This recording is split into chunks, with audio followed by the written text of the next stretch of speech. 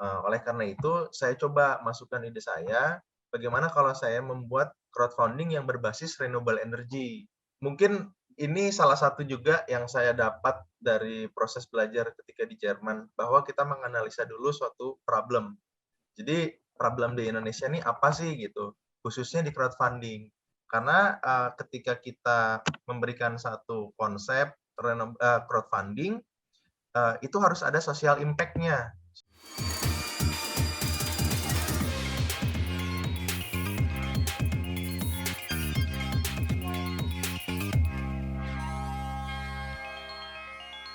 Halo teman-teman pejuang energi, selamat datang kembali di PB Basecamp, platform di mana kalian bisa belajar clean energy teknologi langsung dari praktisinya. Masih bareng saya Fidel Castro dan rekan saya. Ardi Koto, halo. Ya, seperti biasa kita bakal ngobrol dengan tamu-tamu yang udah lama berkecimpung di industri ini, yang nanti semoga teman-teman bisa ambil ilmu dan pengalamannya, yang semoga nanti juga bisa menginspirasi kalian semua untuk memulai karir maupun bisnis di industri clean energy teknologi. Betul. Jangan lupa ya, saksikan hingga akhir. Ya, seperti biasa kita bakal undang tamu-tamu yang udah ada di unsur ini. Kalau misalnya sebelum-sebelumnya kita undang tamu yang pengalamannya udah mungkin 5 tahun, lebih daripada 10 tahun, ada yang udah doktor juga. Nah, kali ini tamu kita anak muda yang juga nggak kalah semangatnya dengan tamu-tamu sebelumnya, yaitu Muhammad Fadlur Rahman. Halo, Man. Halo, Halo, Assalamualaikum. halo. Waalaikumsalam. Ya, sehat-sehat. Sehat-sehat. Ya, semuanya. Alhamdulillah. Ya, Ini coba saya bacakan dulu sedikit informasi tentang Rahman sebelum kita mulai obrolan-obrolan kita. Domisili di Bogor ya, Man ya? Kalau nggak salah. iya Ya, sekarang Cibinong, Bang. Itu oke. distrik. Domisili di Cibinong. Rahman mulai pendidikan sarjananya di Jerman.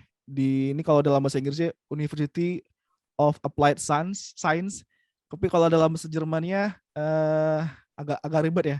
Hochschule für Technik und Wissenschaft Berlin 2016 dan dengan jurusan renewable energy. Selanjutnya Rahman melanjutkan kerjanya di Radian Utama Interinco sebagai technical support specialist dan marketing engineering supervisor di PT Sky Energy Indonesia. Dan sekarang project coordinator di ATW Solar Indonesia dan juga co-founder dan CTO dari Indonesia Green, platform donasi energi terbarukan pertama di Indonesia, yang nanti kita akan coba bahas lebih lanjut tentang ini. Wow, pengalamannya banyak ya. Oke, Rahman, mungkin seperti biasa ya, yang kami biasa lakukan itu perkenalan dulu dari tamu kita kali ini. Mungkin bisa cerita beberapa hal dulu, Rahman, bagaimana background-nya, mungkin pengalaman-pengalamannya hingga sampai saat sekarang. Silakan, Rahman. Kalau nggak salah kita kan sama-sama orang Minang ya, sama orang Minang. Yo. Mungkin gimana tuh dalam masa kecilnya di Bogor seperti apa? Yang bisa di-share. Iya. Iya. Kalau masa kecilnya saya sambut dulu nih mungkin penonton-penonton setianya Bang Fidel sama Bang Ardi. Halo teman-teman semuanya, ya salam sehat semua buat kita semua. Jadi kalau masa kecil sebenarnya 4 tahun di Jakarta, Bang. Okay. Jadi 98 kena tuh. 98 kena tuh. Di Jakarta, di daerah Patras itu, Jakarta Pusat. Pindah 2000 itu di Bogor. Ya, saya sih anak pertama dari keluarga Minang campur Sunda gitu. Jadi campuran sebenarnya. Boleh tahu nih, sukunya apa nih? Tahu nggak? Saya Caniago, Bang. Oh, Caniago, oke. Caniago. Iya. Nah, terus kalau selama SD, SMP, SMA di Bogor. Saya di Bogor, tapi alhamdulillah ya, kuliah ada kesempatan di Jerman, ya saya ambil kesempatan tersebut sih, Bang. Seperti itu kurang lebih.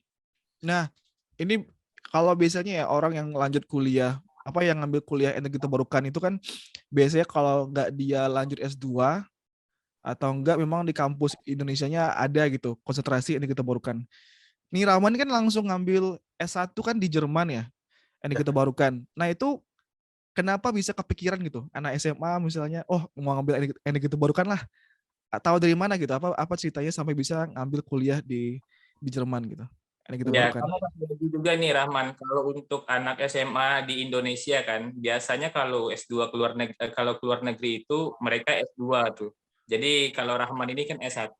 Mungkin cerita juga lah Rahman, gimana sih caranya untuk bisa S1-nya langsung keluar negeri gitu. Mungkin teman-teman yang lain ingin tahu caranya. Oke, baik. Jadi singkat ceritanya mungkin saya flashback. SMA tuh saya masuk ke SMA 1 Bogor. Kalau bisa dibilang tiket masuk ke ITB, UI itu insya Allah lumayan besar dari SMA 1 Bogor gitu Bang. Jadi awalnya tuh nggak ada niatan buat ke Jerman. Nah sampai di mana fase kebetulan tuh saya salah satu penggemar otomotif awalnya. Jadi mobilnya mobil-mobil hybrid gitu ya, teknologi-teknologi hybrid yang menggunakan baterai gitu.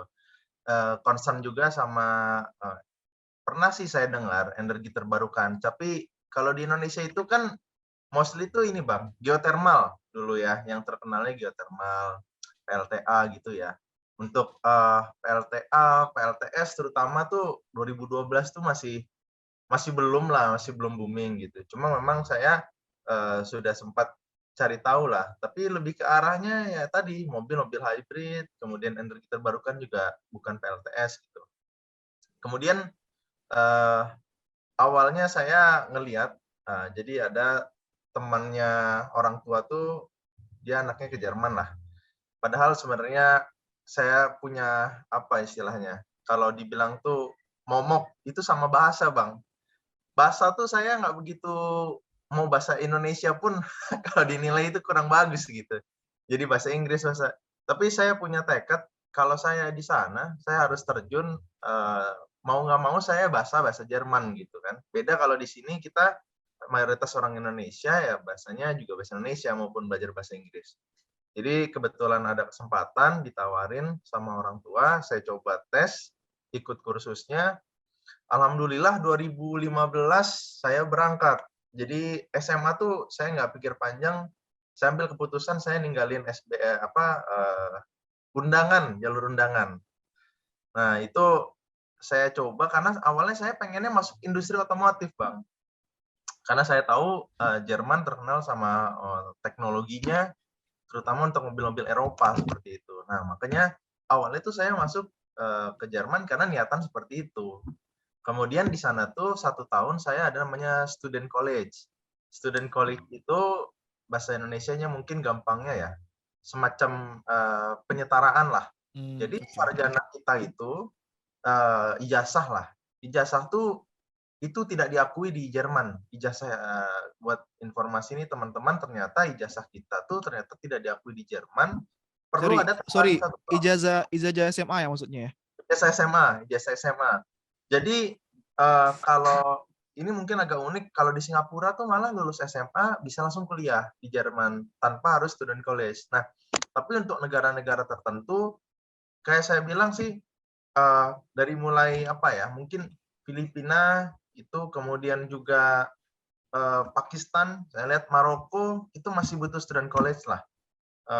Cina pun masih butuh student college gitu, padahal termasuk negara yang top lah sekarang kan, itu ternyata masih butuh gitu penyetaraan karena mungkin kita punya kurikulum yang berbeda dan juga di kita kan SMA 3 tahun Bang, di sana namanya gimnasium itu 4 tahun. Nah jadi ada perbedaan sedikit, maka mungkin kita belum memenuhi syarat sehingga kita harus student college. Dan student college-nya pun itu kalau bisa dibilang sudah spesifik Bang. Kita misalkan ngambil jurusan IPA, kita pindah ke IPS tuh nggak bisa Bang. Gitu. Jadi IPA kita ambil IPA kayak gitu. Kemudian kalau IPS, hukum sendiri, kemudian bahasa itu ada sendiri. Jadi memang dari awal pun student college itu sudah dikelompokkan. Nah, yang kita pelajarin itu pertama bahasa Jermannya. Nah, itu tuh lulus student college, kita dapat sertifikat C1 namanya, jadi C1.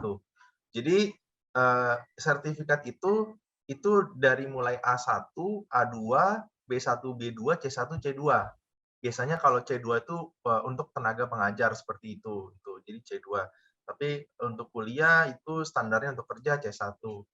Nah, kalau kita nggak lulus nih, student college, deportasi, Bang. Jadi Oh, mereka tuh ketat. Jadi saya punya apa ya, mungkin pengalaman gitu ya, teman lebih tepatnya. Kita itu bertiga sama-sama bisa dibilang punya keterbatasan bahasa. Dia punya bahasa Jerman yang emang sedikit lebih kurang sih, lebih kurang dari saya, kurang dari saya.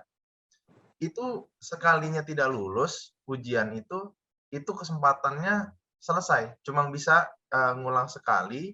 Kalau sekali lagi itu gagal, itu harus deportasi di daerah tempat dia, provinsi lah kalau bisa dibilang. Jadi kalau provinsi juga Jawa ya Barat, Rahman, untuk bahasa ini. Ini kalau seandainya nih, dari pandangan Rahman sendiri, pengalaman Rahman di sana, gimana sih sebenarnya bahasa Jerman itu? Apakah betul-betul sulit atau ternyata di dalam perjalanannya itu ada tips dan trik atau mungkin ada beberapa hal yang harus kita perhatikan gitu. Gimana Rahman?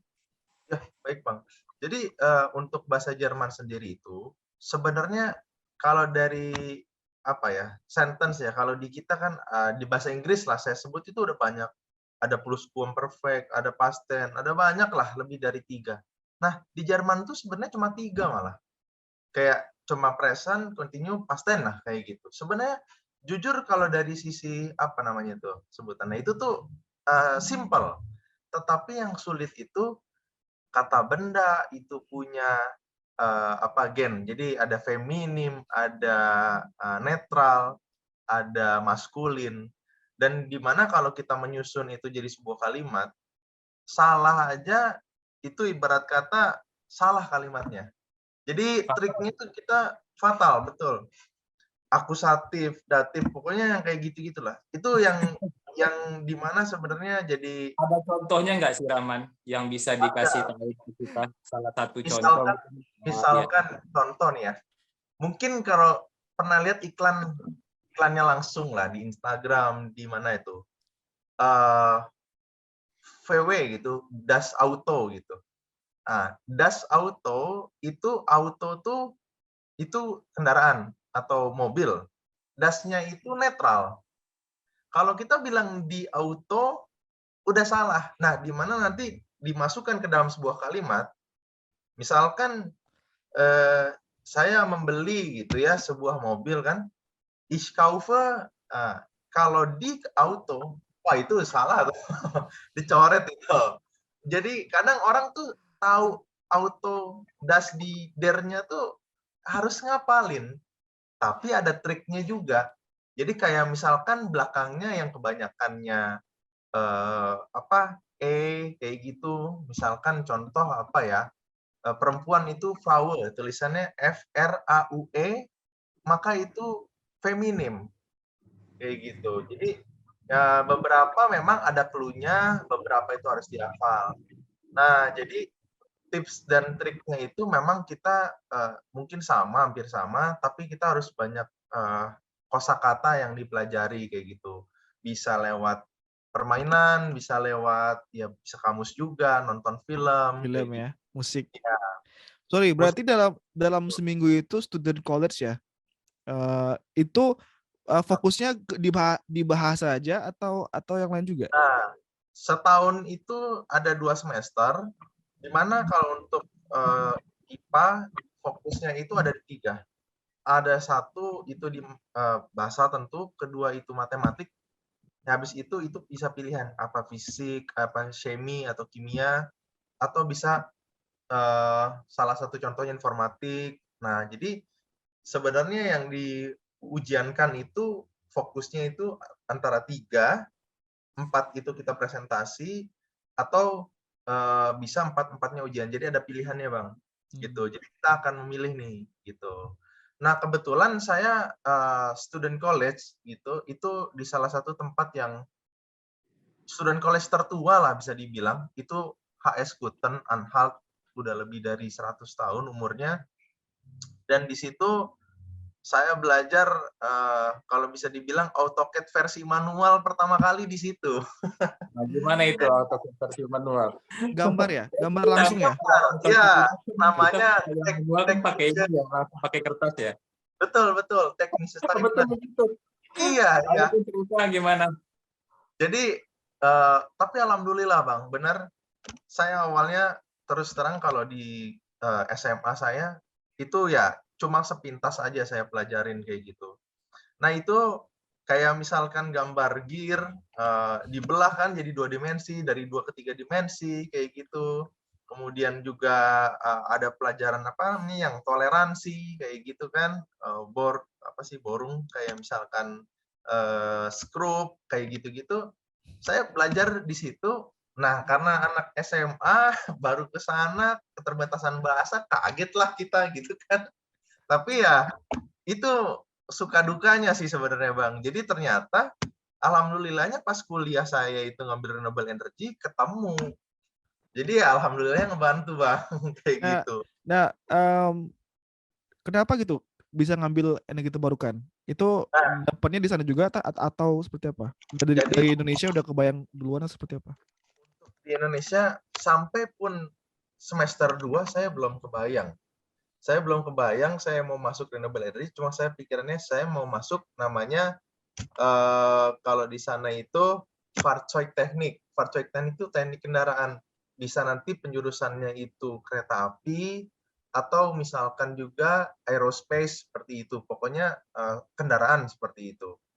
Nah, sampai jadi ceritanya ada orang almarhum ayah saya itu bilang kalau bisa ini Indonesia ini 5-10 tahun ke depan mereka fokus ke energi terbarukan. Saya juga nggak tahu ya saya kebetulan mainnya sih sebenarnya itu di batu bara. Tapi malah bilangnya energi terbarukan. Ya udah, saya coba apply. Pas lulus pun nanti ada tesnya lagi. Saya pikir tuh gini, udah lulus student college, kita apply universitas sudah pasti diterima. Rupanya nggak pula kayak gitu Bang. Jadi daftar lagi, ada tes nilai juga, ada interview kayak gitu kan.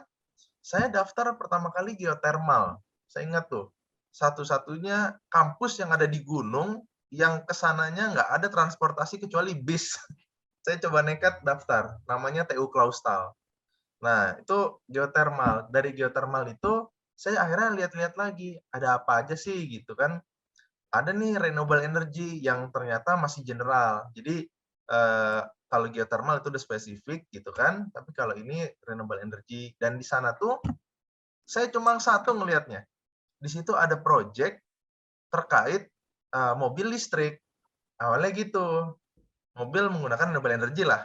Ya udahlah, saya bilang Bismillah aja nih kayak gitu kan. Kayaknya seru nih project-project. Nah, Kalau itu boleh tahu itu tahun berapa Rahman ya, yang Rahman melihat mobil 2015.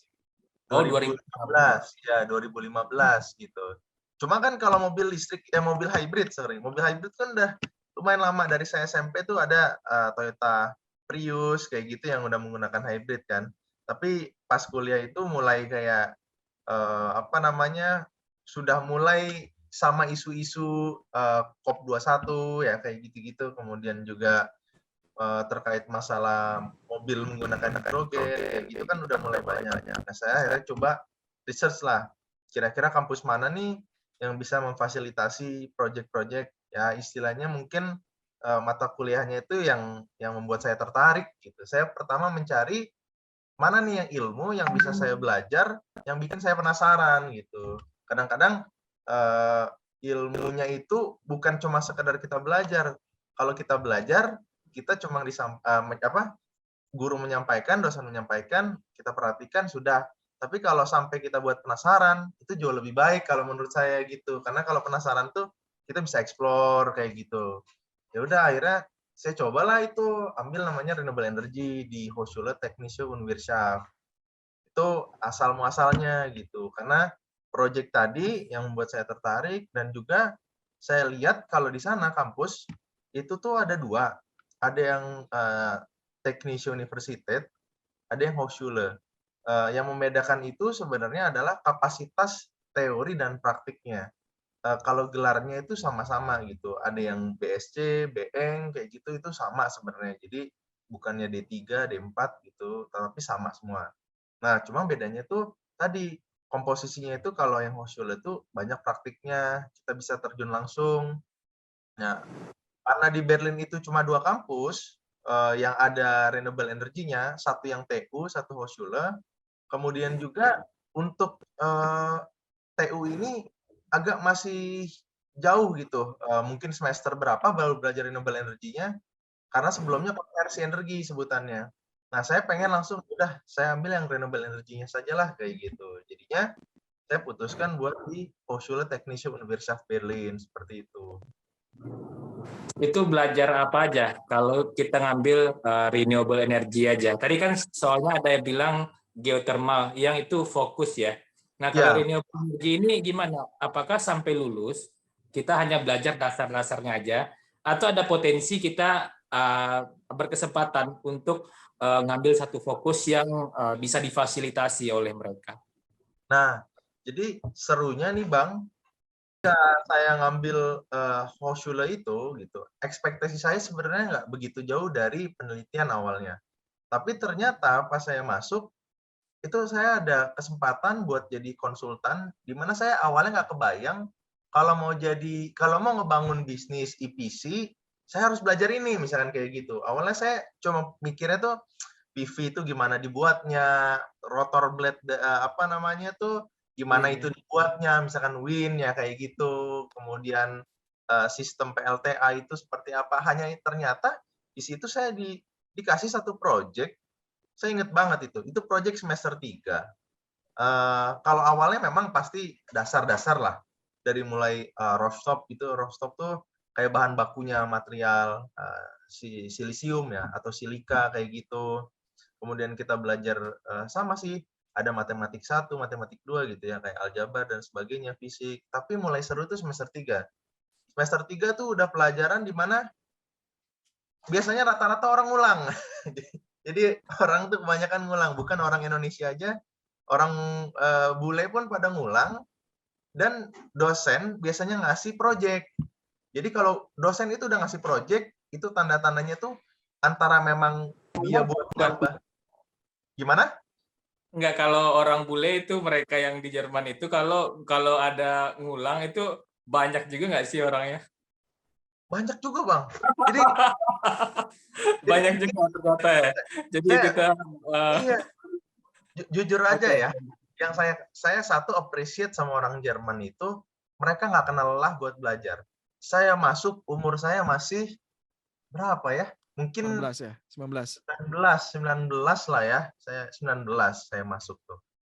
Yang saya kaget, ada orang yang udah lulus S2 2 kali, S2 saya inget banget tuh. Saya bilangnya mbak-mbak lah kayak gitu kan. Jadi dia udah lulus S2 di Jerman, S2 lagi ambil ekonomi di Inggris, dia balik lagi S1, dia ngambil renewable energy. Coba bayangin. Kalau orang Indonesia tuh kayaknya agak nggak mungkin gitu. Nah Jadi ini mereka nggak gengsi ya. Kalau mereka memang tertarik dengan satu bidang itu, ambil aja, bodo amat saya harus belajar sama anak yang umur 19 tahun atau sederajat ya. ya justru itu yang saya kaget itu ternyata apa namanya keragamannya itu lumayan banyak ya. Kalau di kita mungkin gengsi nih, aduh saya udah umur segini belum lulus. Kalau di sana sampai umur yang 50, saya semester 3 itu ketemu bapak-bapak yang udah pensiunan Siemens karena dia tertarik terkait masalah waktu itu dia terkait masalah baterai kalau nggak salah. Nah itu dia sampai masuk kampus, saya belum pernah lihat ceritanya. Saya duduk di depan, itu orang tua masuk udah tua, bahkan muka-mukanya sih bukan muka ini ya Eropa gitu, tapi lebih ke arah kayak Turki kayak Turki. gitu. Iya, dia masuk, dia tanya-tanya, belajar, ini udah Vorlesung keberapa gitu ya, atau udah mata kuliah pelajaran keberapa, dia dengerin aja kayak gitu. Tapi ini orang apa ya istilahnya, serius gitu. Maksudnya bukan kayak orang yang iseng-iseng aja gitu, tapi dia perhatiin nih catat apa. Sampai pulang udah beres itu, dia samperin saya. Dia minta catatan saya, kemudian minta diskusi. Itu yang Akhirnya saya tanya-tanya gitu kan, kok ini kuliah emang maksudnya baru ngambil apa gimana? Enggak, dia bilang. Saya itu habis apa ya istilahnya mungkin udah mau pensiun lah istilahnya, udah selesai di Siemens kerja. eh, saya tertarik sama renewable energy gitu, khususnya itu di baterai katanya kayak gitu kan. Makanya saya ngambil kuliah di sini. Tapi ternyata mata kuliah dia itu yang dia pengen ambil tuh nggak cuma di kampus saya, ada di kampus yang TU. Jadi dia ambil yang penting pelajaran mana yang bisa dia sukai, dia bisa ambil buat jadi pelajaran, dia masukin tuh kampus. Sorry, itu Itu di terdaftar sebagai mahasiswa atau gimana? Terdaftar sebagai mahasiswa. Oke, Jadi oke. untuk menjadi mahasiswa memang tidak ada batasan umur di sana seperti itu. Hmm, Hanya saja memang ya kalau memang tesnya lulus kemudian juga memenuhi syarat, ya udah masuk gitu. Karena biaya kuliahnya pun bisa dibilang nol gitu. Jadi gratis lah kayak gitu. Nah itu yang membuat mungkin orang juga semangat ya mencari ininya gitu buat buat belajar lagi kayak gitu. Nah jadi oke. seperti Berarti itu. kurang lebih di Jerman 4 tahun ya, kurang lebih ya? Kurang lebih dari 2015 sampai 2020 lah, Oh, 5 5 tahun. ya. Kira-kira kira-kira apa pelajaran yang didapat di Jerman yang sekarang tuh masih kepake gitu? Nah, Pelajaran yang hidup tadi ya? aku bilang, kalau pelajaran hidup, satu ya, pasti gimana cara kita bisa me-manage waktu. Karena saya termasuk yang, kalau dulu bisa dibilang nggak terlalu mikirin, hal-hal sekunder. Hal sekunder itu apa sih? Contoh, ya buat makan, masak gitu kan ya, namanya kita ini kan. Kalau saya kan nggak perantau tuh, jadi belum belum pernah gitu. Pertama kali merantau ya langsung ke Jerman, ngurusin rumah sendiri. Saya datang ibarat kata ke catatan sipil, kayak gitu sendiri. Terus daftar pekerjaan sampai ngurus apa namanya? Ya di mana sebenarnya baru kuliah udah ngurus NPWP, sampai saya usaha gitu ya, apa namanya ya untuk muter uang juga gitu kan, emang hobinya saya dagang, saya lakuin di situ, tapi gimana caranya supaya tidak bentrok dengan kuliah, tidak mengganggu waktu kuliah gitu.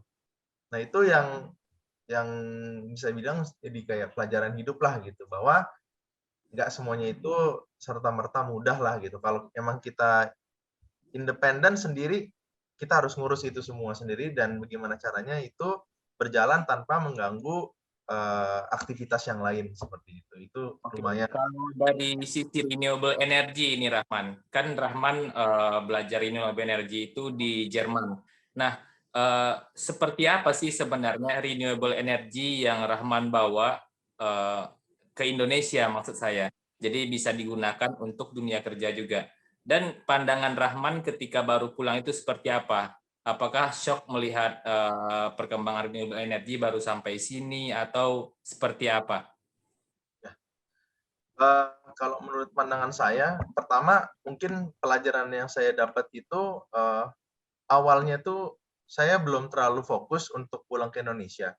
Jadi saya pengen melihat dulu market di Jerman tuh seperti apa. Ketika saya masuk, di situ sebenarnya Jerman dan Cina udah perang juga ya terkait masalah PLTS khususnya gitu. Di semester 3 itu saya belajar pada project, itu menjadi konsultan. Sebenarnya mirip-mirip jatuhnya kayak EPC. Ada inquiry masuk, kebutuhan saya seperti ini, coba tolong didesainkan gitu kan. BOQ seperti itu. Jadi awalnya tuh saya juga agak kaget gitu karena belum pernah megang sebelumnya bikin BOQ, sistem sizing kayak gitu. Tapi akhirnya di project itu saya lihat, saya belajar. Saya baru nggak kayak, oh ternyata intisari konsultan nih dari sini juga loh kayak gitu kan. Saya pikir kita cari-cari material segala macam. Ternyata itu berlanjut semester 4, semester 5 itu ada fokus grup di mana kita ngebahas bagaimana cara pencapaian namanya Erneuerbare Energiegesetz di tahun 2025 Jerman itu mau mencapai target penggunaan renewable energy sekian persen. Nah, sekian tuh mungkin sekitar 50% kayak gitu. Di mana itu tuh terdiri dari bukan hanya PLTS, tapi ada juga dari misalkan geotermalnya mereka, dari air kayak gitu, ada tidal gitu, ombak, wind kayak gitu. Kecil lah ya. Kita kan juga punya target 23% kan di 2025. Ya, 25 seperti itu. Nah, mereka mereka mencoba bagaimana nih orang memahami kebutuhan seperti itu, kemudian dilihat dari energi yang existing, source-nya seperti apa, kemudian mereka ekstrapolasi ke tahun 2025, coba kalian buat, tapi mereka bantu sama data. Mereka tuh punya gini, maksimal lahan yang bisa digunakan untuk renewable energy sekian persen dari lahan mereka, setiap provinsi itu ada. Jadi kalau kita bangun IPP, kita tuh nggak asal ada lahan kosong kita hajar gitu, enggak. Mereka ada batasnya kayak gitu. Karena mereka juga kan rumah penduduknya kadang-kadang tuh suka ada yang di tengah-tengah gitu, dan kalau untuk masang mungkin PLTS nggak begitu terganggu, tapi kalau wind gitu ya, itu kan pasti banyak isu-isu terkait masalah binatang gitu ya. Burung itu tuh mereka aktivis-aktivis tuh mereka agak-agak menolak gitu. Karena katanya banyak nih burung mati karena blade-nya tadi kayak Iya. gitu. Wah, pokoknya hal-hal kayak gitu mereka isukan lah kayak gitu. Nah, oleh karena itu maka pemerintah bikin regulasi daerah mana saja yang boleh dipasang wind misalkan kayak gitu. Selain dari isu lingkungan juga isunya juga terkait masalah noisy. Jadi kayak wind itu kan walaupun besar Iya, gitu ada bisik noise. kan gitu. Nah, itu juga mengganggu lingkungan masyarakat misalkan kayak gitu. Nah, jadi ada beberapa batasan. Nah, kita buat, kemudian kita coba hasilkan gitu ya, kita simulasikan berapa energinya masing-masing kelompok tuh.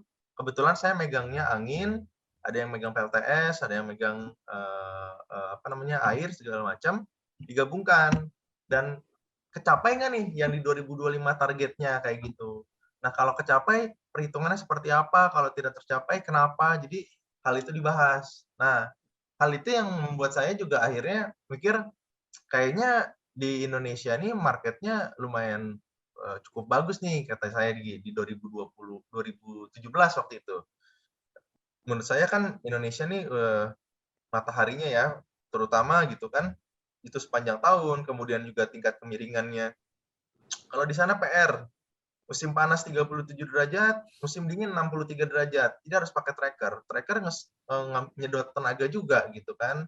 Artinya kan secara efisiensi dan juga secara handling lebih lebih enak di Indonesia lah kayak gitu. Iya, Nah, betul. akhirnya Ini saya potong, Rahman. Kalau di Indonesia memang sih saya juga melihat kan apalagi kita punya ini ya potensi secara spasial kita itu luar biasa ya. Tapi mungkin dari sisi angin mungkin angin kita angin-angin. ya dari angin.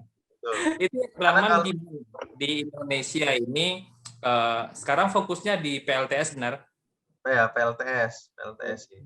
Gimana itu Rahman di fokusnya PLTS? Karena saya dengar itu Rahman sebagai CTO dari Indonesia Green juga atau mungkin yang itu Indonesia Green dengan PT Kreasi Energi Indonesia itu sama atau gimana ya? Mungkin Ya. ya, oke, silakan ceritakan Rahman. Nah, jadi 2019 ketika saya balik ke Indonesia buat magang, saya magang di salah satu perusahaan bisa dibilang EPC ya, tapi EPC-nya lebih ke arah tender-tender kayak gitu, namanya Gerbang Multindo Nusantara kayak gitu. Kebetulan ownernya itu dia S2-nya dulu di Jerman. Nah, dari situ setelah magang saya masih tetap di Indonesia, saya masuklah ke Radian. Nah, inilah awal mulanya sebenarnya Indonesia Green nih. Jadi di Radian ini saya ketemu dengan CEO-nya Pak Sofwan Farisi. Sofwan Itu Faris. ya Pak Sofwan. Saya ngobrol-ngobrol terkait renewable energy dan kebutuhan juga ternyata di Suprako, ya, itu subsidiarinya dari Radian itu, mereka memang lagi shifting ke arah PLTS. Nah, akhirnya Pak Sofwan ngajak bicara lah, ngajak ngobrol kayak gitu, bilang kalau saya punya ide nih, saya pengen bikin usaha. Tapi ini bukan apa istilahnya, bukan yang profitable kayak gitu. saya pengen coba yang donasi lah, itu gimana. Nah, akhirnya saya bikinkan konsepnya di Agustus, itu sama 3 rekan saya. Oktober saya kasih papernya, ternyata mereka approve, dan langsung saya dibantu, ya udah kalau gitu kita bikinkan yayasan. Jadi kalau crowdfunding itu kan nggak boleh yang Iya, PT PT sebenarnya. harus yayasan. Ya, jadi harus yayasan. Nah, yayasannya itu adalah Yayasan Kreasi Energi Terbarukan. Nah, kemudian untuk manajemennya dibuatlah PT, seperti itu, PT Kreasi Energi Terbarukan gitu. Jadi yayasan sama PT ini sebenarnya saling berhubungan gitu. Nah, brandingnya adalah Indonesia Green. Nah, seperti itu. Keren sih. Kalau saya lihat ini cukup keren sih. Tapi saya tertarik nih, Rahman. Yang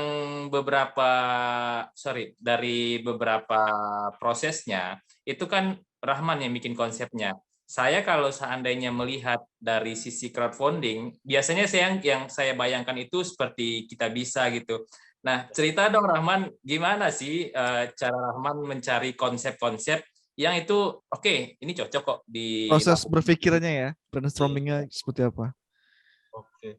Nah, mungkin ini salah satu juga yang saya dapat dari proses belajar ketika di Jerman, bahwa kita menganalisa dulu suatu problem. Jadi problem di Indonesia ini apa sih gitu, khususnya di crowdfunding. Nah, kebetulan waktu itu kitabisa.com itu pernah ada penggalangan dana yang menjadi isu karena disebut sebagai eh, fakir gitu. Jadi fakir sedekah ya, karena ada yang saya pernah baca, pernah lihat juga gitu, saya rekam, itu tuh untuk nikahan, untuk kuliah gitu, di mana sebenarnya harusnya kebutuhan seperti itu tuh tidak boleh gitu. Dan kenapa tidak ada filter? Nah, harusnya kan difilter seperti itu. Mungkin pasti sekarang sudah lebih baik lah ketika saat ini gitu untuk kitabisa.com. Tapi saya mengambil atau saya berangkat dari problem di situ. Nah, kemudian saya lihat nih bahwa korelasinya dengan renewable energy itu apa sih kayak gitu. Dan kita punya masalah, garis besar kita adalah masalah di ketenaga listrikan gitu dari source-nya, dan di mana rata-rata itu menjadi kalau bisa dibilang ya, kita menjadi hambatan gitu dalam meningkatkan taraf hidup atau mungkin meningkatkan ekonomi di masyarakat kelas bawah seperti itu. Nah, akhirnya saya coba lihat nih, kira-kira peluangnya seperti apa ketika saya bisa sounding ke Pak Sofwan tersebut, karena kan Pak Sofwan termasuk salah satu orang berpengaruh di Radian seperti itu. Oleh karena itu, saya coba masukkan ide saya, bagaimana kalau saya membuat crowdfunding yang berbasis renewable energy, gitu. Di mana di situ kita tidak memberikan uang, gitu ya. Kita tidak memberikan serta-merta uang, tetapi kita membuatkan suatu ekosistem. Nah, ekosistemnya letaknya di mana sih? Nah, ekosistemnya itu letaknya adalah ketika kita memberikan suatu source listrik, mereka akan memanfaatkannya untuk membangun suatu sarana misalkan untuk pembuatan mini pabrik, atau misalkan untuk tenun, atau misalkan untuk Itu ya kegiatan-kegiatan yang produktif ya, yang bisa menghasilkan kegiatan ya, yang bukan hanya menghasilkan, memakai ya energi listrik kegiatan aja ya. produktif gitu, seperti itu, sehingga roda perekonomian mereka itu bisa berputar dari pemberian energi kami gitu. Kalau mereka mungkin misalkan di daerah-daerahnya itu belum teraliri listrik, maka kita bisa. Nah, bagaimana kalau tempat yang sudah teraliri listrik nih, terus benefitnya apa? Nah, benefitnya adalah satu, karena kita target kita adalah pendidikan, kemudian juga fasilitas umum atau FASUM seperti itu, kemudian juga ekonomi mikro seperti itu, dan juga tempat ibadah. Jadi saya rasa keempat target ini yang akan saya approaching untuk market si crowdfunding tersebut, karena bersifat sosial. Karena ketika kita memberikan satu konsep crowdfunding, itu harus ada social impact-nya. Social impact-nya itu apa? Tadi kalau tempat ibadah gitu, itu kan untuk umum, bukan untuk individu. Begitu juga untuk Oke. fasilitas umum, begitu juga untuk pendidikan. Nah, maka dari itu saya angkat tersebut menjadi suatu konsep, dan alhamdulillah ternyata bisa diterima oleh Pak Sofwan seperti itu. Ini Berarti saya ada coba nih, Rahman. Saya semalam kan coba tuh daftar di indonesiagreen.com. Nah, setelah saya daftar, ada beberapa list project-project yang sudah, saya nggak tahu itu sudah terlaksana atau tidak, tapi kemungkinan itu sudah terlaksana. Dananya itu gede loh, itu besar sekali. Ada yang 2 miliar, tapi yang memberikan laporan di bawah itu kan cuma beberapa. Ini konsep yang unik sebenarnya, luar biasa sekali kalau energi terbarukan ini dibangun oleh oleh masyarakat dengan cara gotong royong. Ini gimana sih Rahman, dengan biaya yang besar ini, selain dari orang yang bisa menyumbangkan minimal Rp10.000 itu, dari mana lagi dananya? Dan apakah ada donatur tetap atau seperti apa? Barangkali ini bisa jadi virus-virus yang baik, agar nanti mungkin di beberapa daerah itu bisa menerapkan hal yang sama. Tentunya ini kan jadi satu hal yang bahagia ya bagi negara, karena kontribusi masyarakat itu ada untuk energi terbarukan gitu.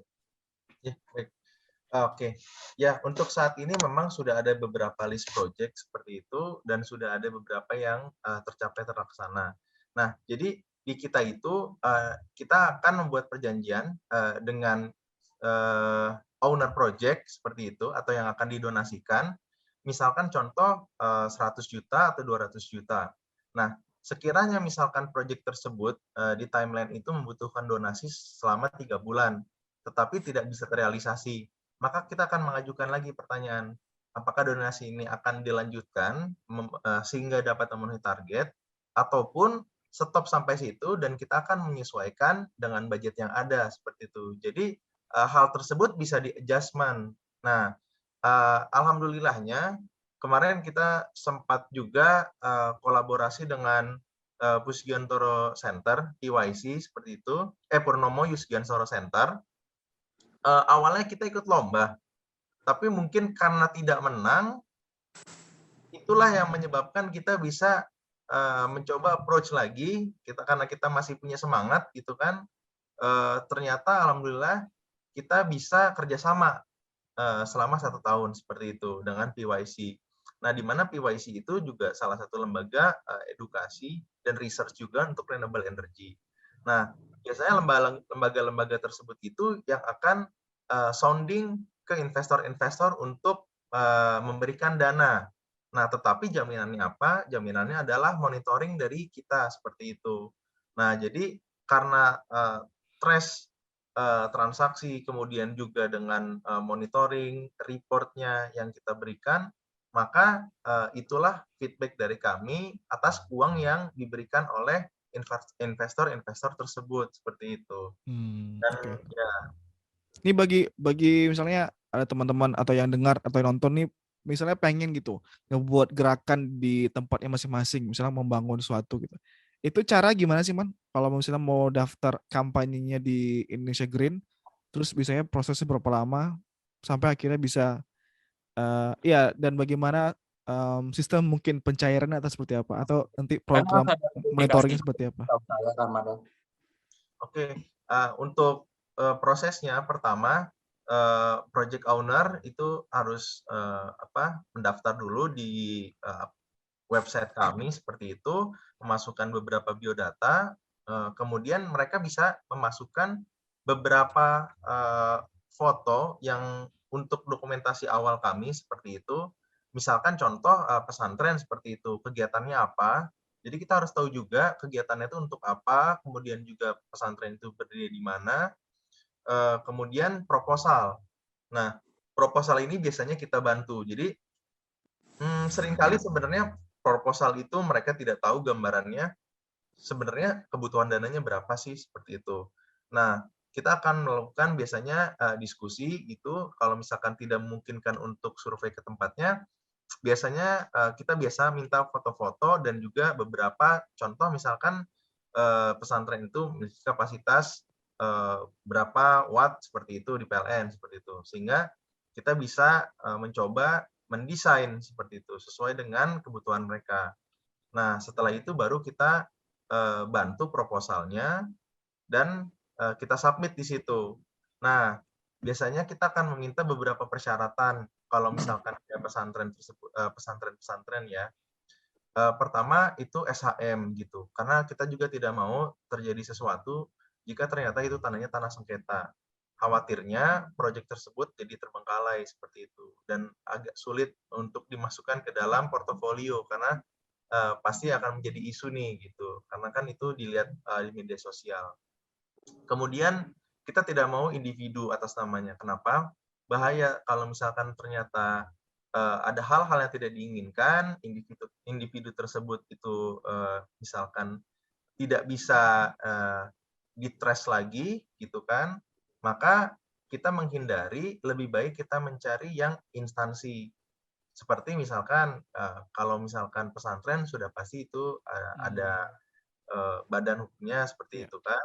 Kemudian juga misalkan masjid itu minimal tuh pasti ada koperasinya mengurusnya, apa DKM-nya seperti itu kan. Nah, ada namanya lah seperti itu. Berarti nggak bisa personal ya, harus dalam Ya, bentuk secara badan ya. karena pernah pun ada yang minta seperti itu khawatir jatuhnya gimana ya, hampir sama dengan platform sebelah kayak gitu. Jadi kita menghindari hal tersebut kayak gitu. Kemudian untuk pencairannya yang tadi saya sudah jelaskan juga itu biasanya tergantung dari proyek kesepakatannya berapa lama. Nah, biasanya sih kalau misalkan kayak 1-2 KW kayak gitu, kayak seperti kemarin nih itu di daerah Ciomas juga itu ada rumah Quran, kemudian juga ada minimarket yang berbasis apa istilahnya donasi kayak gitu. Jadi minimarket tersebut itu mereka memberikan voucher kepada yatim piatu, kemudian juga kepada apa namanya tuh janda-janda seperti itu yang sudah ditinggal oleh suaminya, diberikan voucher bisa 25.000, bisa 30.000, dan mereka itu boleh mengambil apa namanya kebutuhan-kebutuhan yang mereka perlukan seperti itu. Jadi agak sedikit berbeda dengan sekedar kita untuk apa namanya Jumat Barokah kayak gitu, tetapi mereka memberikan voucher dan biasanya kalau anak-anak tersebut nanti mereka suruh ngaji dulu, hafal Al-Qur'an atau membaca seperti itu. Jadi ada feedback ya, jadi ada saling feedback gitu, membaca kemudian diberikan voucher, tidak serta-merta diberikan uang dan mereka membelanjakan tersebut kayak gitu. Jadi Oke, ini saya coba potong. Kalau untuk proyek yang bisa didanai oleh Indonesia Green ini, selain mereka itu jelas, dan itu harus ada yang mengurusnya berarti ya. Dan untuk usaha mereka memang usaha-usaha yang, sorry, jadi kegiatan yang mereka lakukan sehari-harinya itu adalah kegiatan yang bermanfaat. Seperti tadi bilang ada rumah Quran ya, rumah Quran, kemudian ada minimarket gitu. Tapi minimarketnya ini ada spesialnya lagi. Mereka ada kegiatan-kegiatan sosial yang mereka lakukan juga secara rutin berarti ya. Berarti nggak mudah juga mendapatkan itu ya, nggak sembarangan dikasih. Saya butuh nih PLTS langsung tiba-tiba ada kampanye untuk kita crowdfunding, nggak mungkin seperti itu ya. iya, jadi memang ada beberapa filter yang kita gunakan gitu. Jadi sebelum itu mereka harus mendokumentasikan kegiatan mereka, misalkan 3 bulan sebelumnya itu seperti apa sih, kayak gitu kan. Kemudian itu jelas bentuk fisiknya, ada lokasinya.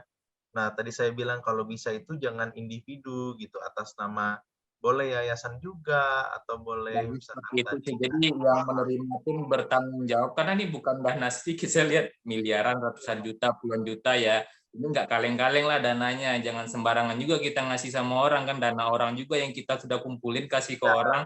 betul. Ya, Dan satu lagi, kenapa sih tidak individu? Ketika kita individu itu kita susah juga membuat apa istilahnya? Saring mutualismenya. Contoh apa? Ketika misalkan yayasan, kita bisa angkat juga yayasan tersebut di apa namanya Instagram kita promosikan juga kegiatan mereka seperti itu. Tapi kalau untuk individu kan agak susah nih kayak gitu. Nah, kemudian selain itu, yayasan ketika pengurusnya salah satu ada yang wafat, atas nama yayasannya akan tetap namanya sama, gitu. Jadi istilahnya turun temurun lah seperti itu. Jadi tidak terpotong manfaatnya. Oke, nah ini kan kalau nggak salah kan berarti ini udah ada 2 badan kan? Kalau nggak salah Indonesia Green, satu yayasan, satu lagi perusahaan ya. Ya, Berarti kalau bisa bilang kan ini kan profit ya. kalau perusahaan itu sebenarnya dia yang gini, yang manajemen untuk pencairan dananya, kalau yayasan untuk mengambilnya. Nah, perusahaan ini namanya pengerjaan pasti ada pembelian material, Hmm. ya pasti kayak gitu. Nah, diaturnya tuh di PT tersebut Oh, kayak gitu. maksudnya berarti perusahaannya yang membelikan materialnya semuanya gitu. Iya, Ini betul. sama Oke. kayak ini nggak sih Rahman, kayak Microsoft, kemudian Bill Gates dan istrinya bikin yayasan gitu. Jadi yang handle itu nggak jauh-jauh yang handle. Kurang lebih konsepnya ya. Iya, Kurang iya. lebih ya. Iya, seperti itu. Oke, berarti semuanya itu masih setelah dana terkumpul, semua itu masih dikontrol oleh Green ini nih ya, Green Indonesia Ya, Green ya. Oke, berarti nggak serta-merta langsung uangnya dikirim semua ke mereka gitu ya, ya. ya, karena Hmm. yang bisa dibilang untuk monitoring selama 1 tahun ke depan itu pasti si PT-nya tersebut karena dia yang memegang manajemennya seperti itu. Kalau yayasan itu kan kita harus punya apa namanya surat untuk apa ya namanya tuh Pengumpulan dana ya. ya, PUB ya, pengumpulan uang dan barang seperti itu. Nah itu yang dimiliki sama yayasannya seperti itu. Oh, seperti itu. Saya tadi mikirnya kayak ini apa kayak kita bisa ya, maksudnya berapa dana yang diberikan nanti ada potongannya semua langsung diberikan ke mereka gitu. Tapi ini semuanya masih dikontrol, jadi secara kualitas desain pun masih dikontrol oleh Indonesia Green kan. Penting nggak? Ya, Itu seperti itu Del, karena culture kita mendukung hal-hal seperti itu. Kita perlu gotong royong dan kita juga perlu kehidupan gitu. Jadi perusahaan ini juga punya nilai sosial yang dia harus keluarkan juga secara tanggung jawab dia berada di lingkungan di Indonesia. Kalau secara pribadi saya suka sih konsep seperti itu. Jadi konsepnya bagus, bukan hanya ingin cari profit, tapi kita juga ingin memberikan benefit juga kepada orang banyak. Keren sih. Saya doakan semoga ini lancar terus dan banyak menerima donasi-donasi dari orang-orang, karena kita perlu hal ini kan. Kita kan rata-rata company yang ada di Indonesia, kemudian siapa yang punya duit dia bisa pasang kan, tapi ini nggak punya duit banyak pun kita bisa kontribusi gitu, itu kan keren gitu.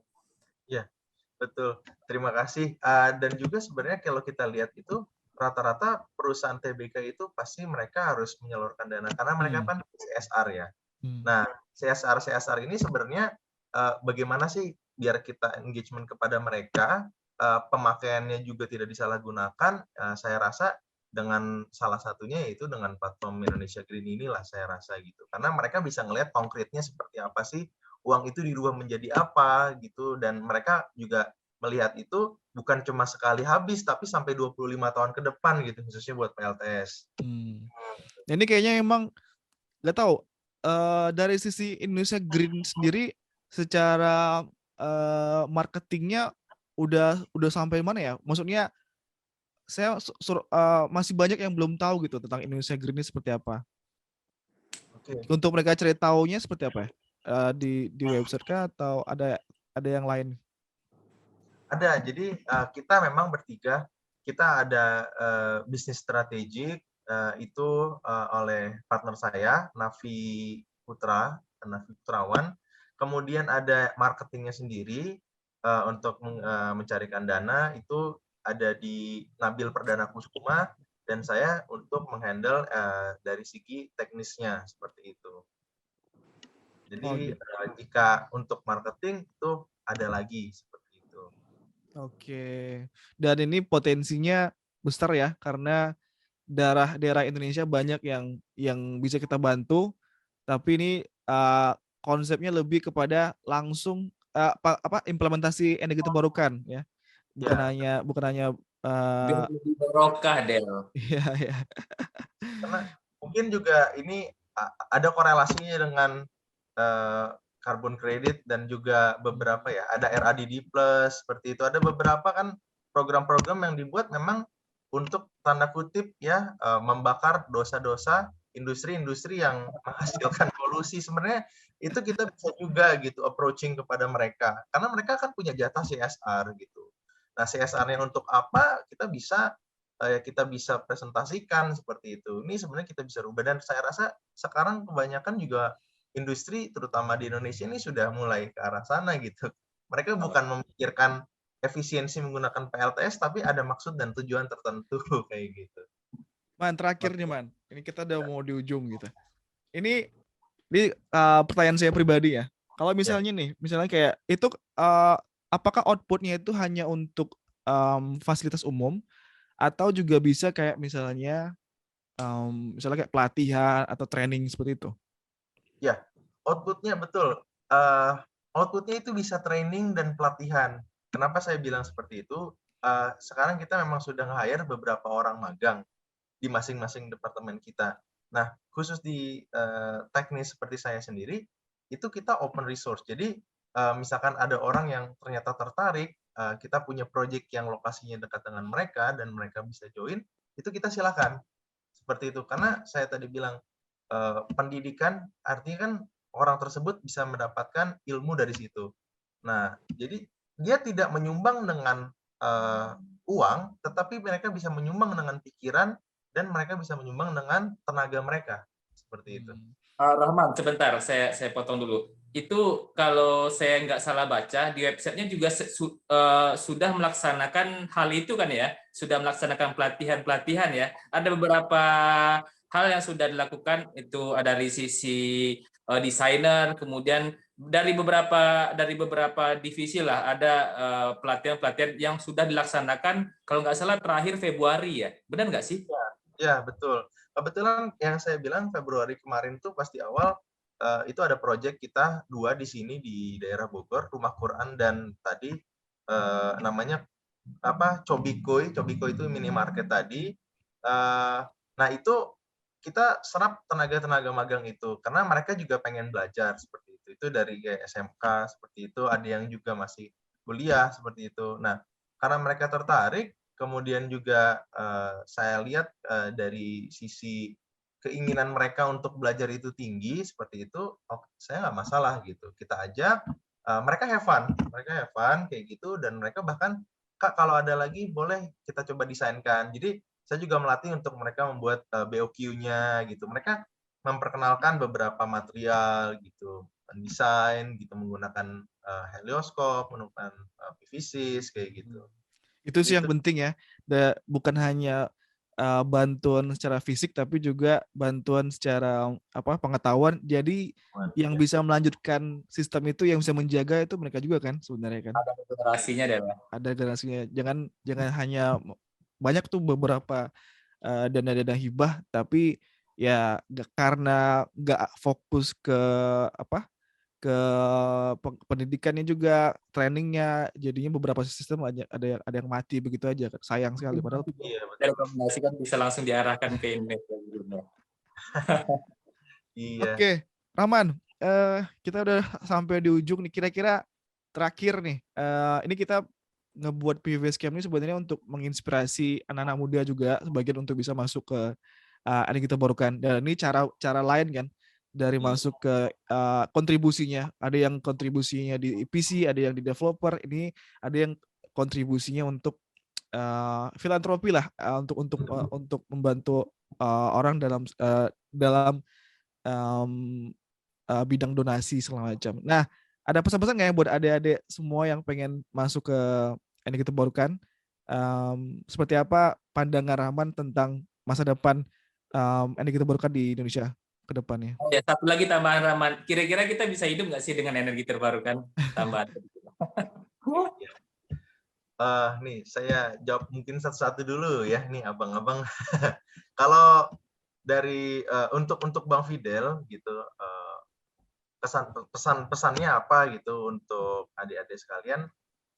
Pertama, renewable energy itu masa depan buat kita semua, terutama masyarakat Indonesia seperti itu. Jangan berhenti untuk belajar, kemudian juga selalu menjadikan hal positif itu untuk membantu orang lain seperti itu. Kemudian untuk pertanyaannya Bang Ardi, kalau saya lihat dengan renewable energy untuk saat ini kita mungkin belum bisa 180 derajat. Orang akan shock seperti itu, terutama di politik kita juga.